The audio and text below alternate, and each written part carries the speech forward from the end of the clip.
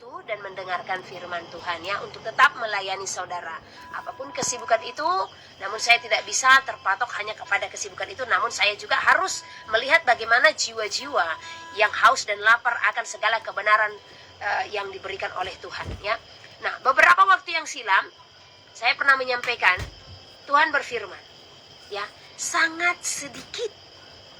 Sampai 3 kali, sedikit, sangat sedikit, sangat sedikit. Nah, apa yang sedikit?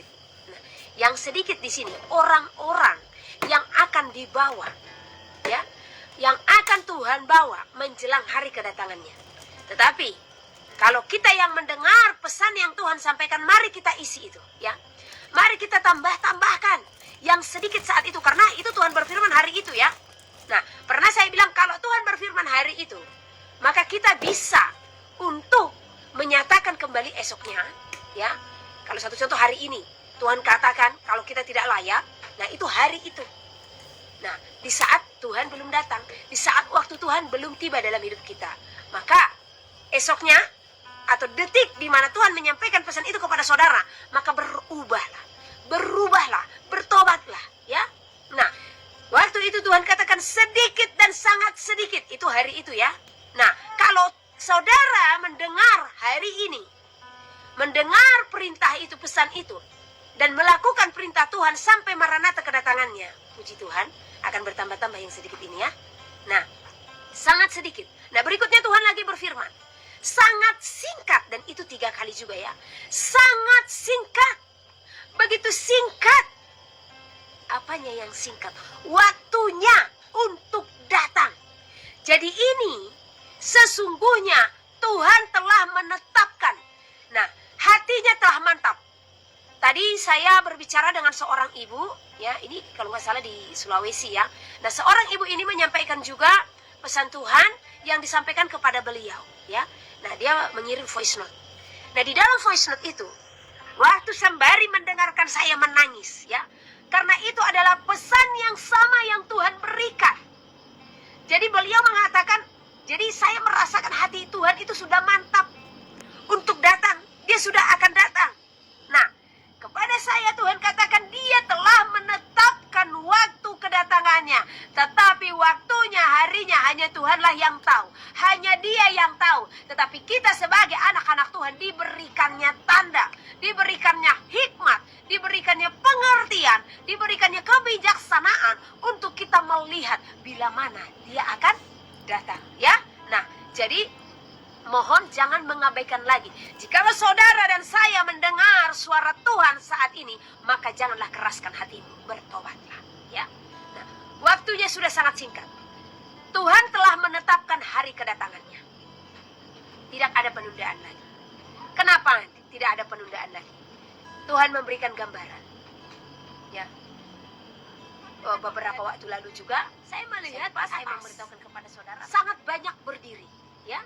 Nah, ternyata mereka itu adalah para malaikat. Saya melihat wajah mereka. Wajah mereka itu penuh dengan pengharapan kepada manusia. Seolah-olah mengatakan kepada manusia, hai manusia, mengapa engkau masih berpangku tangan? Seolah-olah mereka berkata, waktunya sudah sangat singkat, di manakah engkau? Tidakkah engkau tahu Tuhan sudah datang? Seolah-olah para malaikat itu menyerukan, bersegeralah. Jangan terlena lagi oleh keadaan dunia ini. Semakin saya melihat pengharapan mereka yang sangat besar untuk orang-orang itu benar-benar bertobat dengan segenap hati, ya. Jadi mari, sorga juga memiliki hati untuk kita datang. Mereka juga memiliki pengharapan agar kita benar-benar berjuang. Berjuang sampai hari kedatangan Tuhan Yesus membawa saudara dan saya. Perjuangan. Sakit memang sulit. Ada juga kesaksian seorang ibu tadi siang, ya. Akan sesuatu hal yang menimpa dirinya, yang sulit dia lepaskan, ya. Dan dia merasa terintimidasi dengan perkara-perkara yang dia alami. Karena terkadang dia menyadari itu salah, tetapi untuk melepaskan itu sulit, ya. Tuhan sangat penuh kasih terhadap orang-orang yang seperti ini, ya.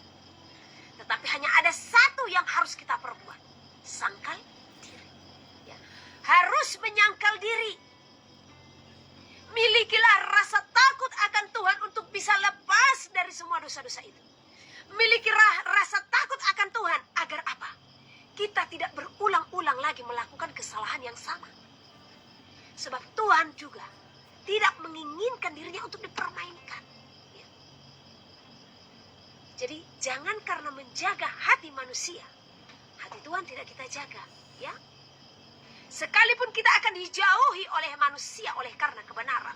Sekalipun kita teraniaya oleh karena kebenaran. Namun firman Tuhan katakan, bersuka cita. Kita harus bersuka cita. Dan kita akan bersuka cita di saat kita teraniaya hanya oleh karena kebenaran. Ya. Jadi kalau bahkan kita pun kehilangan nyawa kita hanya karena kebenaran, maka ketahuilah kita akan memperolehnya. Tetapi jikalau kita takut kehilangan nyawa kita, maka kita pun akan kehilangan. Ya, jadi jangan pernah takut dan jangan pernah singkat. Karena itu dalam waktu yang masih sisa ini, orang-orang yang beristri harus berlaku seolah-olah mereka tidak beristri.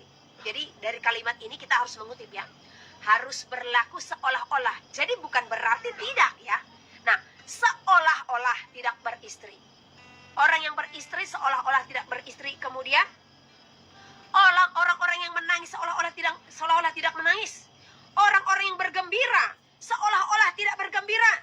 Dan orang-orang yang membeli seolah-olah tidak memiliki apa yang mereka beli. Pendeknya, orang-orang yang mempergunakan barang-barang duniawi seolah-olah sama sekali tidak mempergunakannya. Sebab dunia seperti yang kita kenal sekarang akan berlalu. Sudah masanya nggak kita untuk melakukan hal ini? Sudah waktunya saudara dan saya harus melakukan hal ini. Karena apa? Coba, mana saudara lebih pilih? Sama seperti orang yang tadi berkesaksian kepada saya. Saya katakan, saya pun pernah mengalami hal yang sama, di mana saya sulit meninggalkan segala sesuatu. Tapi saya ingat, di dunia ini, usia manusia 70, 80, 90 sudah hebat. Nah, kalau untuk masa produktivitas kita, masa aktif kita ya, nah 50, 60 tahun udah hebat ya. Nah, menghitung usia seperti saya yang sekarang ya, saya sudah 40-an ya. Nah, puji nama Tuhan ya, 40-an. Nah, saya sudah 40-an lebih. Nah, kalau kita menghitung